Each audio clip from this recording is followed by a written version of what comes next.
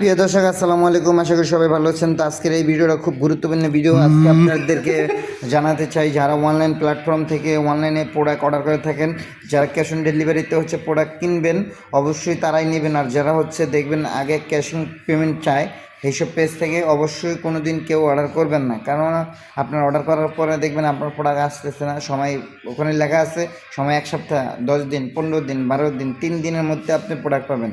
কিন্তু আসলে সব ভুয়া। এক পেজে 52,000, আরেক পেজে 82,000, এক পেজে 45,000 ফলোয়ার, তারা ব্যবসা করতেছে পেজ থেকে। কিন্তু আমি এখানে একটা পেজ থেকে 280 টাকা পেমেন্ট করার পর দেখলাম আমার প্রোডাক্টটা এখনও প্রায় নাই।